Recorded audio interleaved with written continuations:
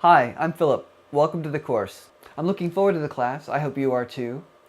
You'll notice that I'm not the same person who you'll see in the other videos. That's because that person is William Bean, a colleague of mine, former colleague, who designed the course and made the videos. I'll be providing support and guidance through the class and also evaluating your efforts.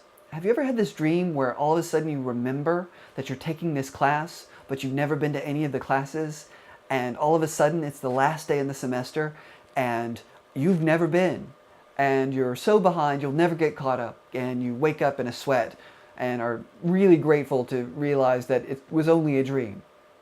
Well, this is one of the dangers built into asynchronous learning, web-based courses. These courses you do on your own time, which can be very convenient and very helpful.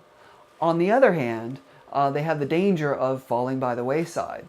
There's not the habit of going to class on a regular basis to keep you involved and to keep you on track. That's why in this class, it's structured such that every assignment falls within a given week, and every assignment for that week has to be completed during that week. That way you can't fall too far behind. I know philosophy is a new class for many of you. Some of you have had some philosophy classes, and I'm glad to hear it. Those of you who've had philosophy classes will probably remember that a lot of what goes on in philosophy classes is arguments. People make claims that they want other people to believe, and you try to make your arguments such that they're clear, they're concise, and the supporting claims that you make actually do hold up the final conclusion that you want people to believe.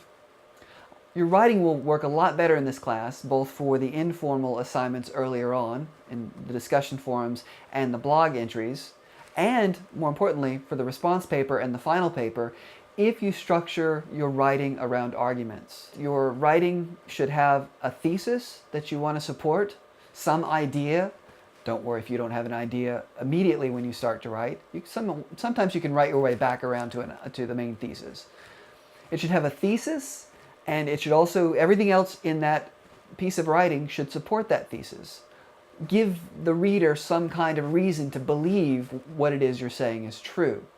Now, this doesn't mean you should ignore counter-evidence or counter-examples. In fact, your arguments can be made stronger by bringing up counter-examples, things that tend to make your thesis seem less likely, and then responding to them.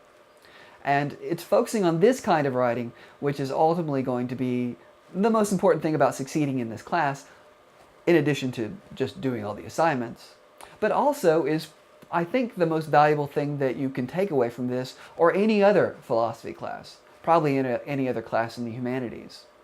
So, those are a few tips and hints for now.